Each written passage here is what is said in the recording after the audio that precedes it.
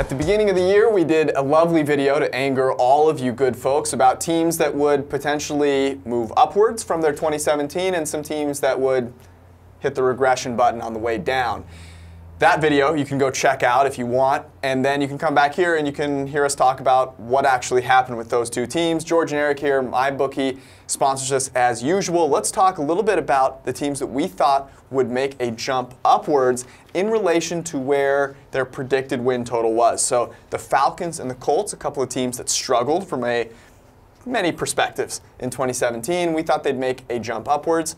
I'd say we went 50-50. Yeah, the Colts, you know, they were given an over-under in Vegas of 6.5 wins. Eventually it got to 7. We like them at about 7.5 to 8 wins. So they've already eclipsed that so far this year. A lot of our projection was based upon the play of Andrew Luck. In 2016, he was brilliant. He was a cluster 1 quarterback. Obviously injured in 17, has come back. Slow start. They started 1-5. Ultimately, they've gotten over that number by brilliant play by Luck. 5th in our WAR metrics so far this year. The Falcons, on the other side, they have morbidly undershot everything we could have possibly hoped for. They won 10 games in 2017, but it was a disappointing 10-win season. A team that made it to the Super Bowl, that a lot of people thought, we particularly thought, could make it back to the Super Bowl, had maybe the most talented team overall in the NFL and performed very well, but kept getting set back by bad timing, drops on 3rd down, so on and so forth. So we didn't think they would actually get to 10 wins again this season. We had them at about 9.5, but we felt that the upside for them was particularly high and that their Super Bowl chances were a little bit better than where the market had them pegged. Now, it is okay to say, it's okay to take a huge L here. They have no chance of winning the Super Bowl.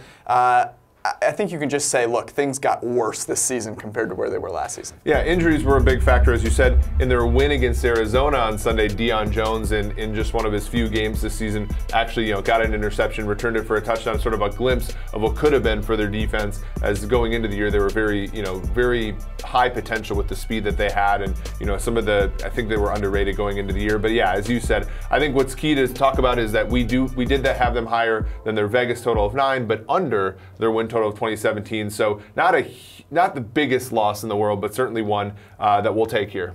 I don't know, it stings pretty badly, in my opinion. I'm giving us maybe even more than a whole loss there. Yeah, pretty rough. We'll rebound on the next segment, though, don't worry.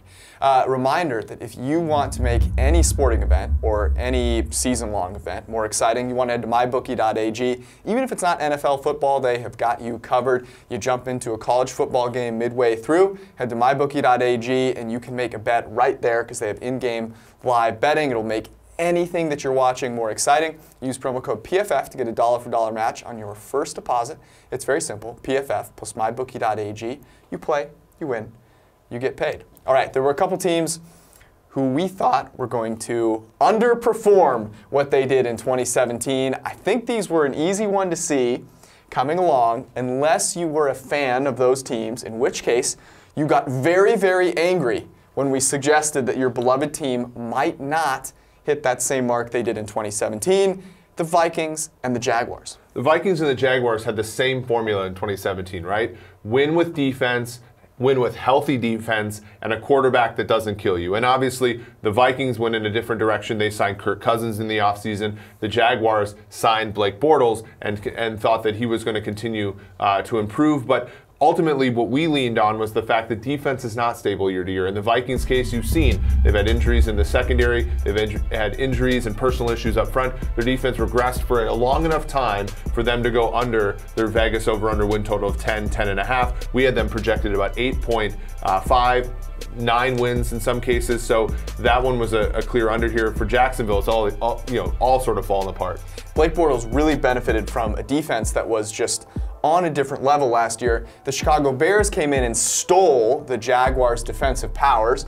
Now they are running roughshod up north, and the Jaguars have really struggled because now that defense is not just killing the opposing team right off the bat, Blake Bortles was having to do more on his own, and that was just something that we'd never seen him do before, and there was no reason to believe that he would do it going forward. Of course, now the Cody Kessler train has taken that team well off the track, so it's an important lesson to learn.